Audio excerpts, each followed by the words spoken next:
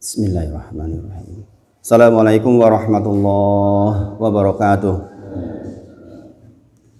Alhamdulillahi haqqa hamdi nahmaduhu wa nasta'inuhu wa nastaghfiruh wa na'udzu billahi min syururi anfusina wa min sayyiati a'malina. May yahdihillahu fala mudilla lahu wa may yudlilhu fala hadiyalah. Asyhadu alla ilaha illallah wa asyhadu anna Muhammadan abduhu wa rasuluh. Allahumma sholli ala sayyidina Muhammad wa ala ali sayyidina Muhammad. Subhanaka la ilma lana illa ma 'allamtana innaka antal alimul hakim. Rabbi shrah li sadri wa yassir li amri wahlul 'uqdatam min lisani yafqahu qawli. Amma ba'd. Kita bersyukur kepada Allah atas semua nikmat yang Allah titipkan kepada kita, dan kita bermohon kepada Allah semoga setiap nikmat yang Allah titipkan kepada kita menjadi jalan atau wasilah agar kita semakin bertakwa kepada Allah. Setiap energi yang diberikan oleh Allah kepada kita mudah-mudahan bisa kita rubah menjadi ketaatan kepada Allah Subhanahu wa taala. Kita juga bersyukur kepada Allah masih diberi kesempatan untuk bisa melaksanakan taklim. Kita ketahui kegiatan seperti ini kegiatan yang sangat dicintai oleh Allah, ibadah tersendiri dan mendapatkan pahala insya Allah kalau kita ikhlas karena Allah Subhanahu wa taala. Sebagaimana kita tahu di awal pembelajaran kita belajar tentang thalabul ilmi fardhatun ala kulli muslimin wa muslimatin. Adalah sebuah kewajiban bagi seorang muslim dan muslimah untuk mempelajari agama ini. Di antara bentuk dari kita bersyukur kepada Allah adalah dengan belajar seperti ini. La in syakartum la azidanakum. Jika kita bersyukur kepada Allah, maka kita akan ditambah nikmat oleh Allah. Wala in kafartum, jika kita ingkar, inna adzabi lasyadid. Sesungguhnya Allah memberitahukan kepada kita azabnya sangat pedih. Oleh karena itu kita sekali lagi bersyukur kepada Allah diberi kesempatan seperti ini di saat dimana orang lain mungkin masih terlelap dengan tidurnya, masih belum melaksanakan aktivitas apapun, kita sudah diberi kesempatan untuk bisa melaksanakan kegiatan seperti ini. Insya Allah mudah-mudahan Allah izinkan menjadi jalan memudahkan kita menuju surganya Allah Subhanahu wa taala. Insya Allah minggu lalu sudah sampai kepada dalil kenabian dari Nabi Muhammad Shallallahu Alaihi Wasallam, sudah disinggung di awal. Kita tidak membaca kitabnya lagi karena sudah dibaca minggu lalu. Insya Allah kita langsung pembahasannya. Poin ini sering kita kenal dengan istilah mukjizat kenabian. Jadi ketika kita mengenali Rasulullah Muhammad SAW, kita tidak akan lepas terhadap mukjizatnya Nabi Muhammad SAW. Kemarin kita sudah sebutkan bahwa di antara mukjizat yang pertama adalah mukjizat yang tampak langsung oleh para sahabat. Contohnya adalah mukjizat terbelahnya rembulan, dan bisa dibuktikan secara ilmiah hari ini tentang bekas terbelahnya rembulan. Kita tentu saja tidak terlalu jauh membahas ini, kita mengimani saja informasi ini. Kemudian keluarnya air dari jari-jari Nabi Muhammad SAW juga tercatat terekam oleh para sahabat. Makanan dan minuman yang menjadi sangat banyak, nggak habis-habis, padahal awalnya jumlah sedikit, sementara yang datang sangat banyak tetap cukup. Ini juga mukjizat yang tampak oleh para sahabat. Makanan yang bertasbih itu juga bukti mukjizat Nabi Muhammad SAW. Kemudian tangisan batang kurma ketika ditinggal oleh Rasulullah yang biasanya dijadikan sandaran, itu juga bukti mukjizat yang tampak yang terdengar oleh para sahabat. Kita mengimani karena kita tidak hidup sejaman dengan Nabi Muhammad SAW. Kita mengimani informasi itu, kita mengimani khobarnya sebagai bentuk bahwa kita mencintai Nabi Muhammad SAW. Kemudian yang kedua adalah Al-Quran. Nah, poin pembahasan saya pagi ini adalah membahas tentang mukjizat Al-Quran ini. Mengingatkan kembali karena ini adalah kitab kita yang harus kita sangat sayangi, kita sahabati, kita perjuangkan untuk mempelajarinya. Karena Al-Quran ini adalah dzalikal kitab la raiba fih, tidak ada keraguan di dalamnya.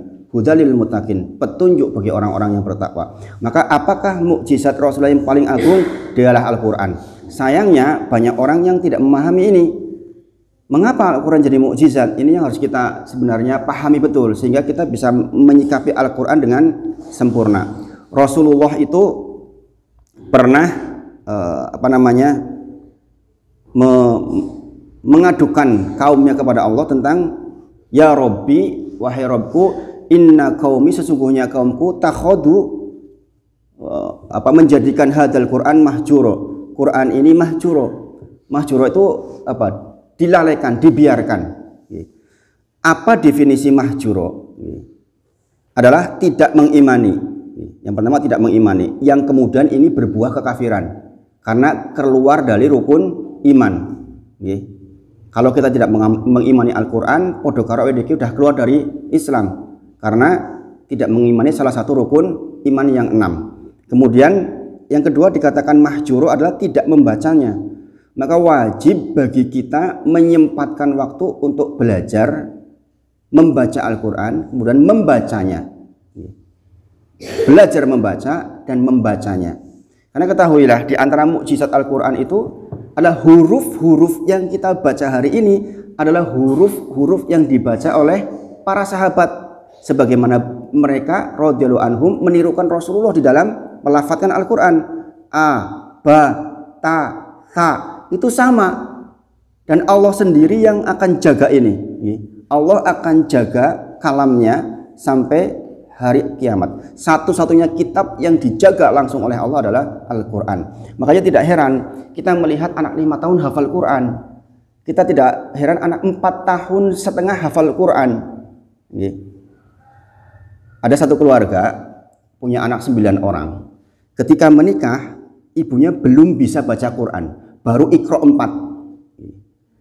Dia hidup di pulau yang 95% penduduknya non muslim. Mungkin sudah kenal nih. Ini hidupnya di Nias, tempat yang 95% non muslim.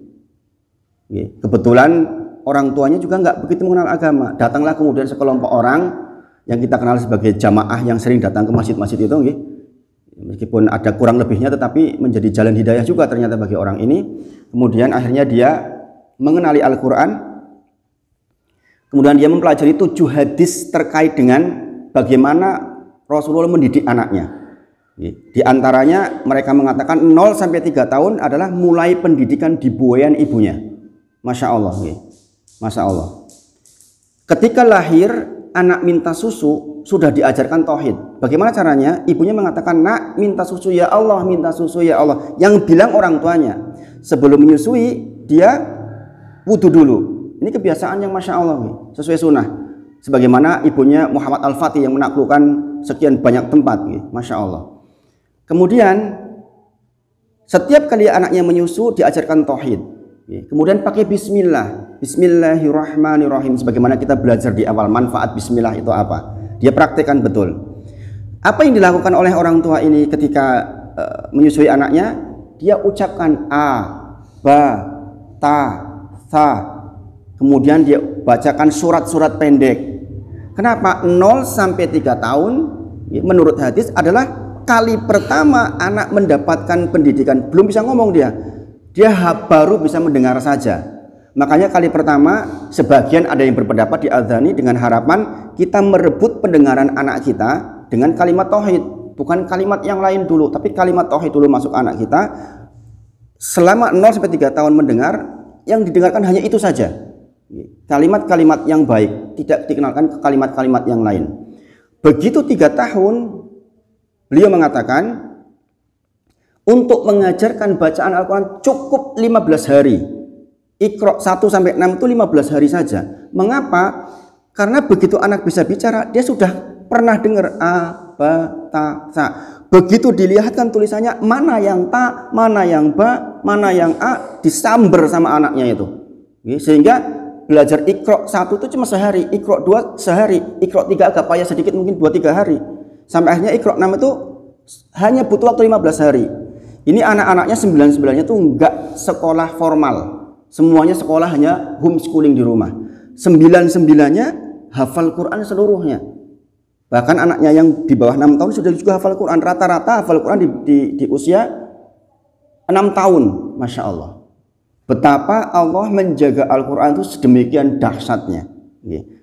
Mungkin dulu kita heran mendengar Imam Syafi'i umur berapa, 7 atau 9 tahun sudah hafal Quran, 15 tahun sudah berfatwa. Hari ini dibuktikan di zaman sekarang begitu banyak anak-anak yang 6 tahun, 5 tahun hafal Quran. Dan apa yang dibaca oleh anak itu sama persis dengan bacaan para sahabat radhiyallahu anhum ajmain. Nah, ini hebatnya Al-Quran. Makanya dikatakan mahjur seseorang adalah orang yang tidak membacanya, salah satunya.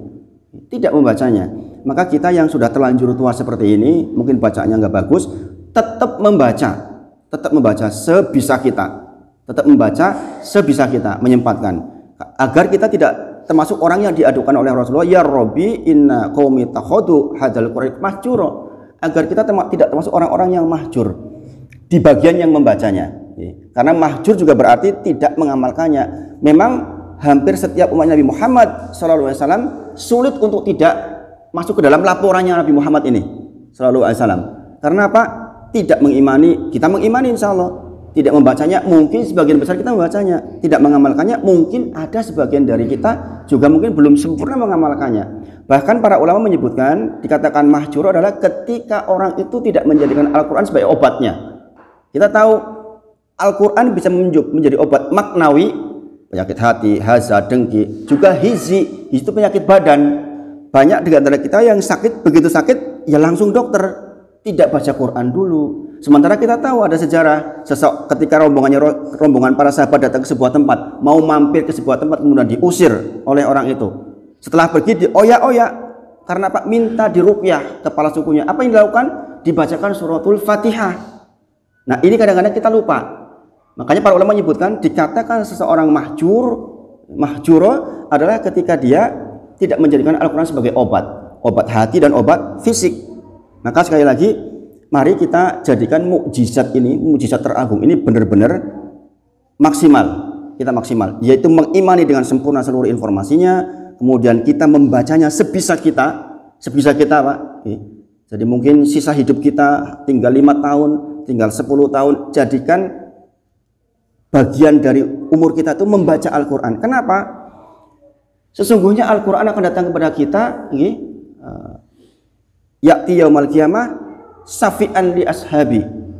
Al-Quran akan datang di hari kiamat safi'an li ashabi, akan memberikan syafaat kepada ashabi, keluarganya, sahabatnya, yang membacanya, yang mengamalkannya, yang mengajarkannya. Masya Allah. Jadi sekali lagi, Allah menjaga Al-Quran ini dari dulu sampai hari kiamat tetap seperti itu adanya. Dan inilah satu-satunya kitab yang dijaga oleh Allah, yang kitab lain tidak. Kitab lain tidak. Ingat ketika jenengan baca Alhamdulillahi Rabbil Alamin, itu begitulah Rasulullah membaca, Masya Allah.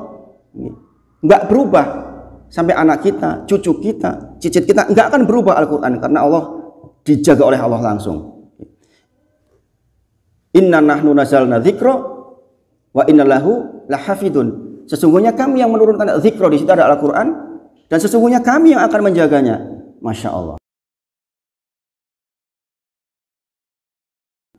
Banyak kan sekarang seperti itu. Masya Allah. Bahkan satu keluarga ini mengatakan, seluruh anak saya sudah menjadi imam di separuh negeri ini, katanya.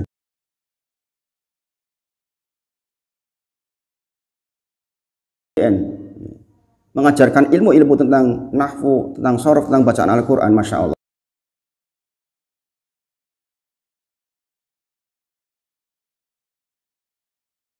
Umur berapa itu? Umur 11 tahun. Masya Allah. Nah, ini menjadi peringatan buat kita bahwa mungkin kita sangat ketinggalan dibandingkan orang yang benar-benar konsentrasi dengan Al-Quran. Saya juga merasa sangat ketinggalan dengan informasi yang seperti ini.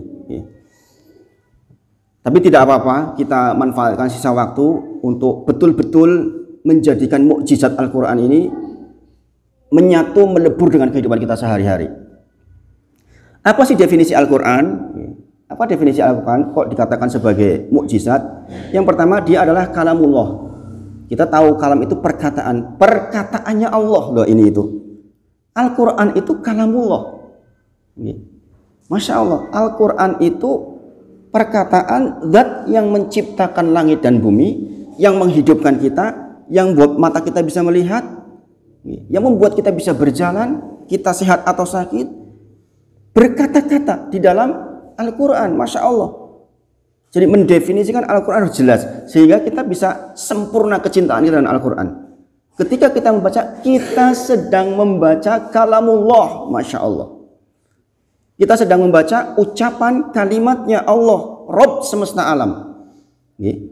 Perkataan atau ucapan dari Allah yang diturunkan kepada Nabi Muhammad sallallahu alaihi wasallam, al-munazzal ala Muhammad sallallahu alaihi wasallam. Kalimat kalamullah yang diturunkan kepada Nabi Muhammad sallallahu alaihi wasallam, sehingga dikatakan al-mu'jiz atau dia mukjizat, mukjizat. Bahkan sampai pun surat-surat pendek itu mukjizat. Sampai hari ini belum ada orang-orang yang bisa menciptakan walaupun satu surat. Makanya dikatakan Allah itu pernah menantang seluruh kaum musyrikin pada waktu itu di zaman Nabi Muhammad SAW, di mana waktu itu orang sangat memperhatikan bahasa. Kalau sekarang teknologi nih, waktu itu orang dikatakan hebat itu kalau bisa berbahasa dengan sempurna baik. Maka mereka banyak penyair-penyairnya, Masya Allah. Maka ditantang, datangkan 10 surat semisal Al-Quran dari 114 itu, datangkan 10 surat saja, nggak mampu. Kemudian datangkan 1 surat saja, 1 surat saja juga tidak mampu. Bahkan ditantang lagi, kumpulkan seluruh jin dan manusia selain Allah untuk membuat semisal Al-Quran 1 surat saja juga nggak akan mampu. Sampai hari ini. Maka inilah mukjizat Al-Quran, Masya Allah. Qul fa'tu bisurah di dalam surat Al-Baqarah, datangkan 1 surat saja semisal Al-Quran, maka tidak akan pernah bisa. Kemudian Al-Quran di antara mukjizatnya dan menjadi bagian definisi Al-Quran adalah al-muta'abbad bitilawatihi. Dia adalah ketika membacanya amaliyah, ketika membacanya ibadah. Kita tahu man qara'a harufan min kitabillah. Ketika kita membaca 1 huruf di dalam Al-Quran, bagi dia 10 kebaikan, Masya Allah.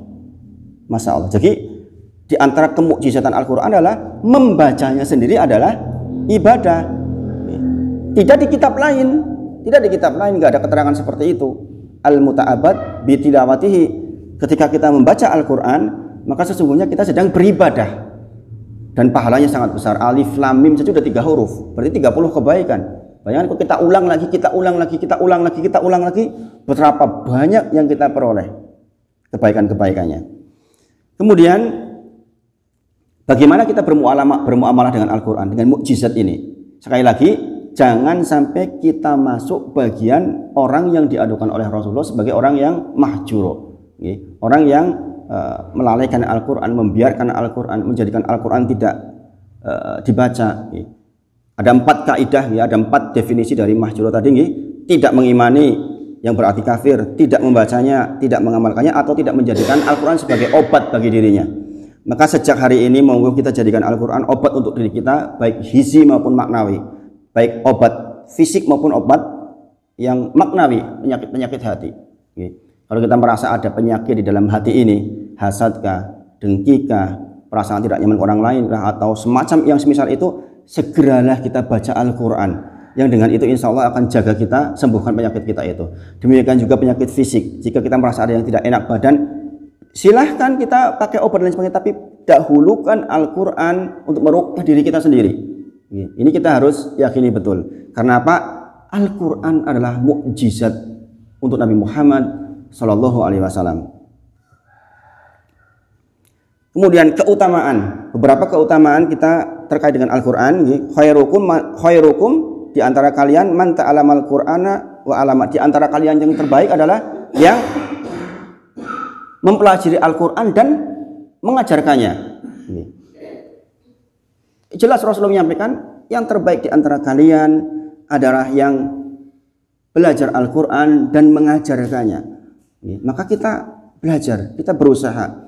Kepada siapa kita mengajarkan? Kepada orang-orang terdekat kita. Kalau kita tidak mampu mengajar sendiri, minimal kita menjadi fasilitator anak-anak kita, orang-orang terdekat kita belajar Al-Quran. Seperti mengajak ke majelis seperti ini itu sebuah cara untuk mengajarkan Al-Quran, dengan ajak teman untuk sama-sama belajar seperti ini.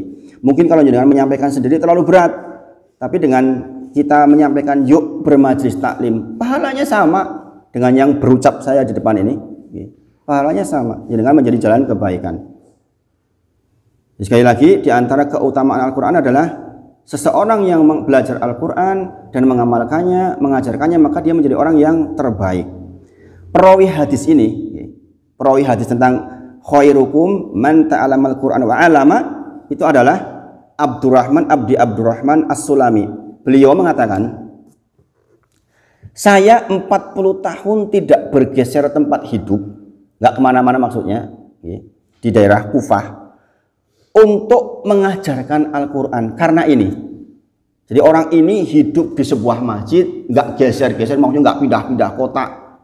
Di situ aja hidupnya selama 40 tahun. Setiap hari mengajarkan Al-Quran. Karena alasan ini. Man ta'allama al-Qur'ana wa 'allama. Khairukum, yang terbaik di antara kalian adalah yang belajar Al-Quran dan mengajarkannya. Sekali lagi, karena ini mukjizat dari Allah untuk Nabi Muhammad sallallahu alaihi wasallam. Iqra'ul Qur'an inna ya'ti yaumal qiyamah syafi'an li ashabi. Sekali lagi, Al-Quran akan datang menemui kita, memberikan syafaat kepada kita nanti di yaumil akhir. Mungkin kita sering berharap mendapatkan syafaat dari Rasulullah Muhammad sallallahu alaihi wasallam. Kita merasa pantaskah mendapatkan syafaat? Kita harus bisa membentuk hal-hal yang memungkinkan kita mendapatkan syafaat suatu ketika nanti. Satu orang penghafal Quran sempurna akan memberikan syafaat kepada 10 anggota keluarganya. Maka pastikan ada di antara anggota keluarga kita, orang terdekat kita, atau kita memfasilitasi orang-orang yang penghafal Quran. Jangan sampai kita sudah anak kita nggak hafal Quran, nggak juga memberikan fasilitas kepada anak-anak penghafal Quran. Kalau anggota keluarga anak ini hanya 2 atau 3, bukankah dia akan bleber ke yang lain untuk syafaatnya? Kepada siapa? Kepada orang yang ikut-ikutan memfasilitasi Al-Quran. Makanya saya sering katakan, kalau pas anak saya misalnya nih, contoh, Al-Qur'annya rusak misalnya, sudah belel banget, ya kan, dia baca itu sudah agak susah, maka saya bilang suruh simpen, belikan yang baru. Itu biasanya saya hubungi teman baik, teman yang sering nolongin saya. Mas, ini kebetulan ada yang butuh Al-Quran 1, 2, 3, langsung saat itu gue transfer, insya Allah. Kebanyakan, karena apa? Dia berpikir, loh anak saya nggak begitu. Ini kesempatan kan, kesempatan untuk kita ikut nimbrung pahala anak-anak yang membaca dan menghafalkan Al-Quran. Masya Allah.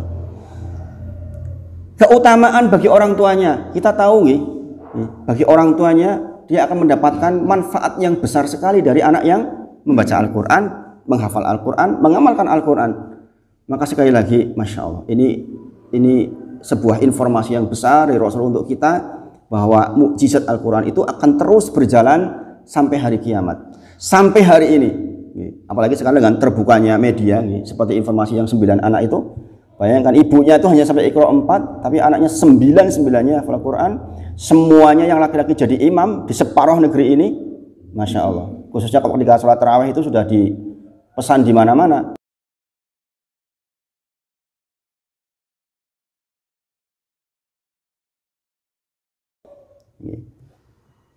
Ya tentu saja saya juga ikut bahagia karena sebagai orang tuanya mendengar seperti itu. Mudah-mudahan menjadi tetesan pahala buat orang tuanya.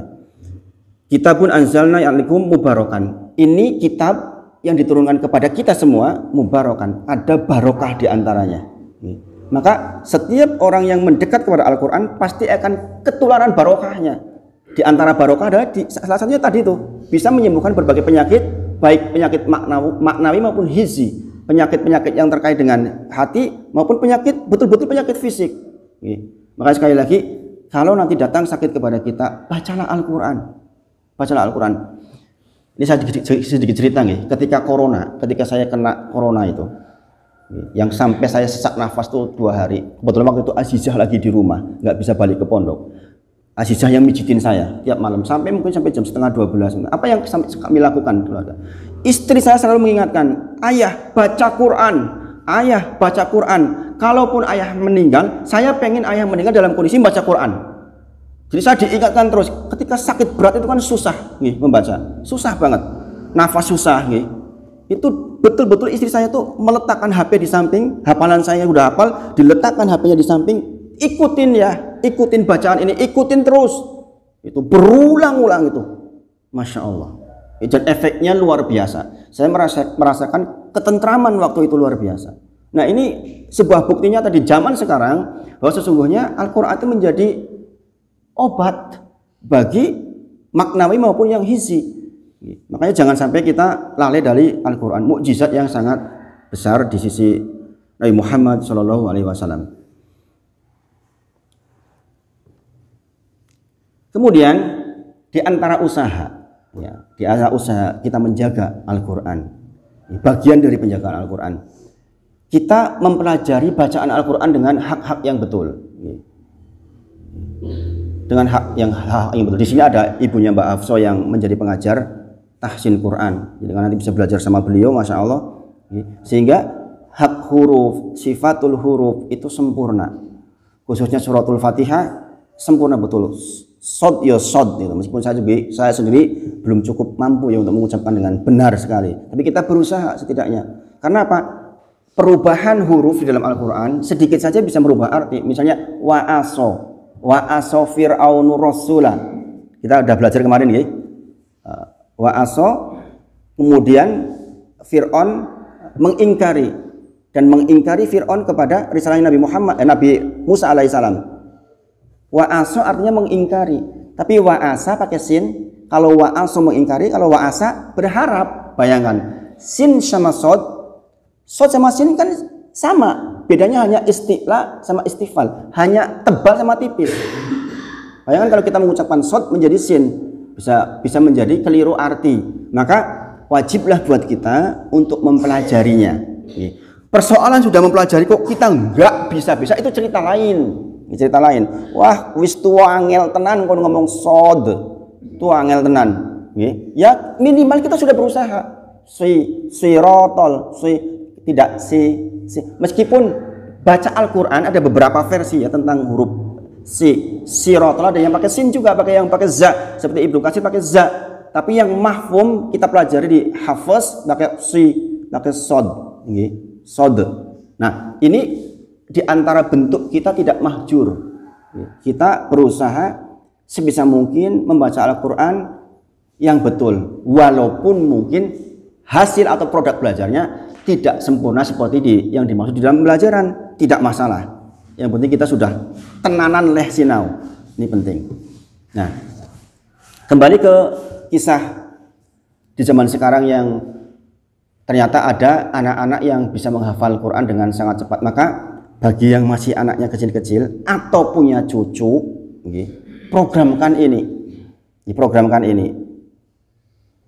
Saya sedang memprogram Abdullah dan adiknya yang baru 3 tahun lebih, 4 tahun sekarang. Alhamdulillah atas izin Allah, Fatimah itu sudah bacaan Al-Qur'annya sudah jilid 5B. Berarti dalam sebulan ke depan insya Allah sudah jilid 6 atau Al-Qur'an mungkin.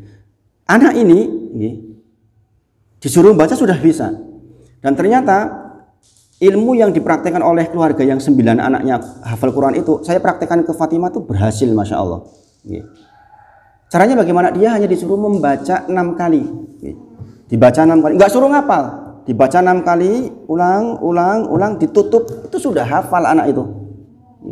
Makanya saya berharap betul mudah-mudahan Allah izinkan ini menjadi anak yang dalam 2 tahun mudah-mudahan hafal Quran.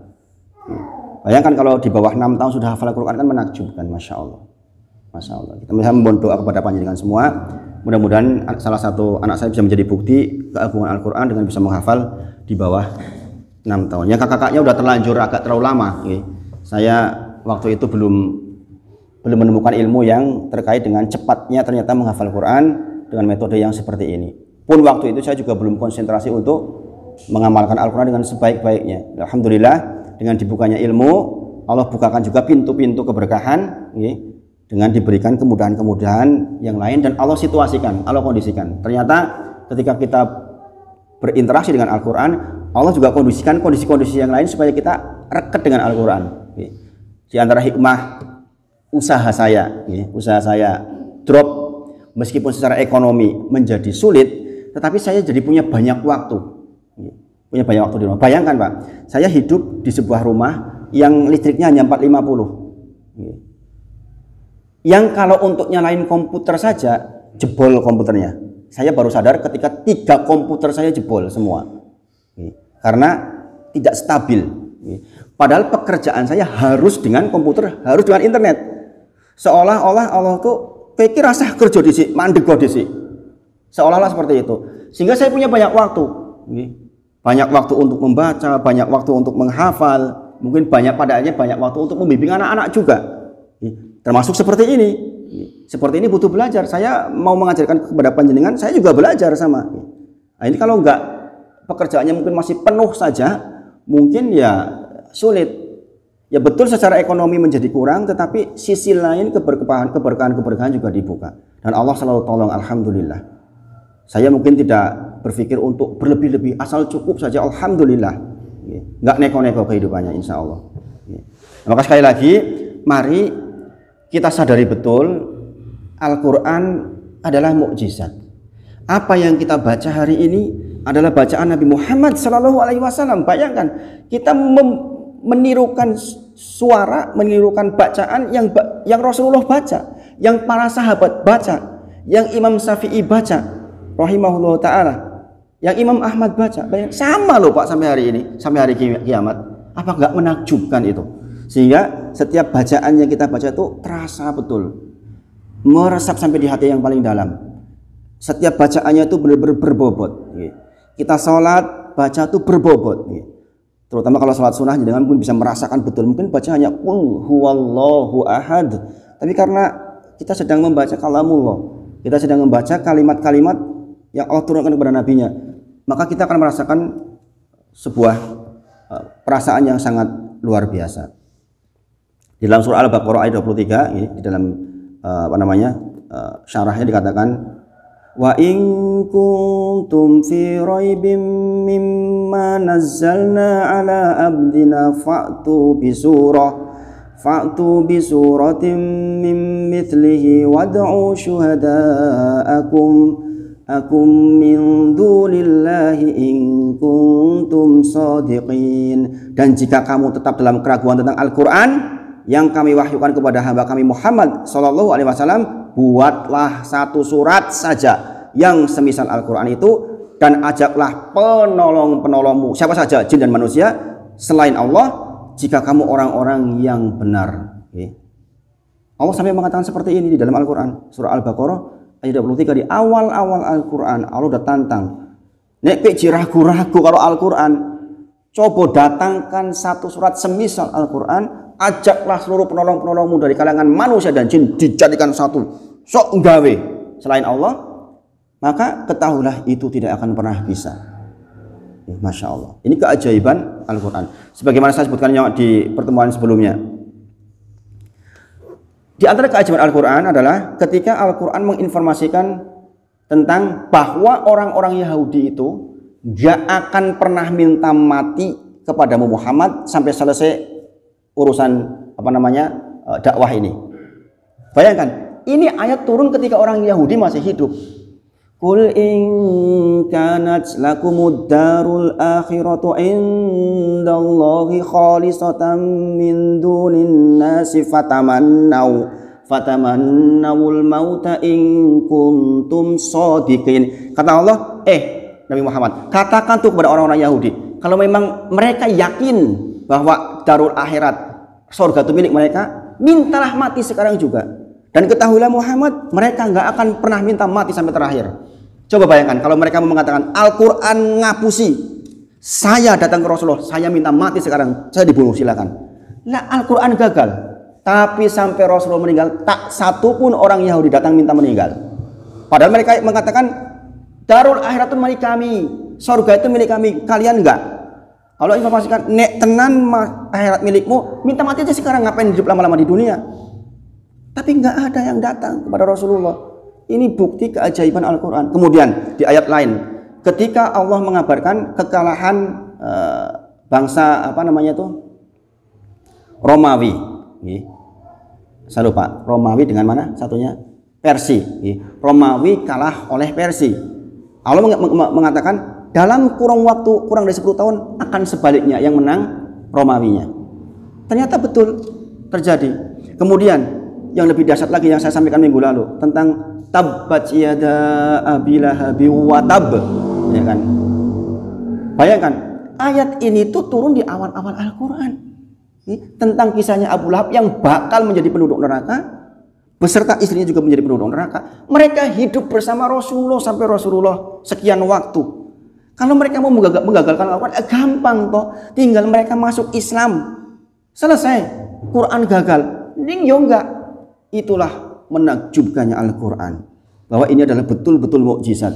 Maka sekali lagi, Di antara dalil kenabian yang dibahas di kitab Ushul Salasah ini, saya memberikan penekanan khusus untuk mukjizat Al-Qur'an ini pokoknya dikhususkan jenengan memperhatikan secara khusus segala informasi tentang Al-Qur'an. Dibaca artinya, syukur baca tafsirnya. Hari-hari kita lewat jangan sampai 5 menit, 10 menit, 15 menit untuk informasi yang lain. Untuk apa? Untuk apa coba? Kita melihat berita pembegalan, berita ini, enggak habis-habis. Kita membicarakan politik ini, perkataan pejabat ini, perkataan menteri ini, untuk apa coba? Bayangkan. Sementara kita meninggalkan apa yang menjadi mukjizat, yang kalimatnya sempurna, yang akan dijaga oleh Allah sampai akhir zaman. Maka mari saya mengajak seluruh yang hadir, maksud saya pribadi, untuk agar hari-hari kita benar-benar bersahabat dengan Al-Quran, membersamai Al-Quran, yang mudah-mudahan dengan itu syafi'an li ashabi, kita menjadi orang-orang yang termasuk mendapatkan syafaatnya dari syafaat Al-Quran, Masya Allah. Kemudian ikutlah berperan untuk ambil andil orang-orang yang menghafal Quran. Saya cerita sedikit ya, kemarin ketika saya kesulitan ekonomi, waktu penjualan susah sekali, Amar Aziza itu yang nolongin teman-teman saya, sampai bahkan di antara mereka mengatakan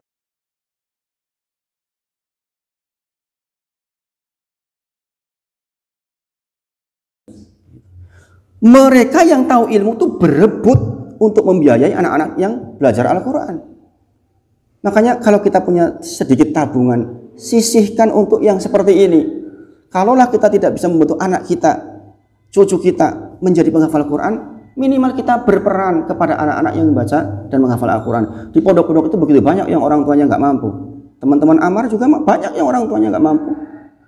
Yang kadang-kadang SPP-nya telat 3 bulan, 4 bulan, banyak yang seperti itu. Tapi mereka sangat semangat dengan Al-Quran. Yang mudah-mudahan dengan itu nanti diangkat derajatnya oleh Allah. Di antara yang ditanyakan kepada orang tua yang punya 9 anak ini, hafal Quran semua, beliau mengatakan, mendidik anak, pondasi orang tuanya harus betul dulu.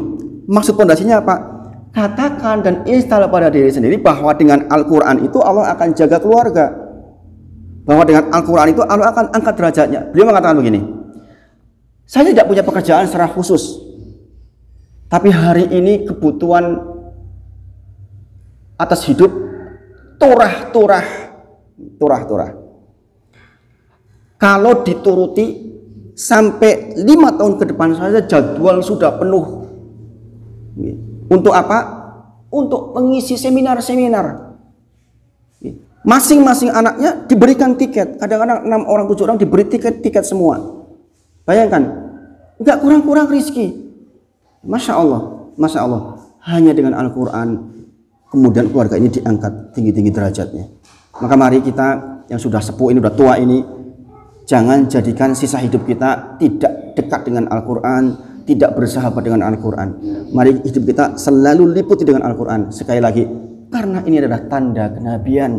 Ini yang diinformasikan di kitab Ushul Salasah, bahwa di antara dalil kenabian adalah mukjizatnya, yang di antara mukjizat paling agung adalah Al-Quran.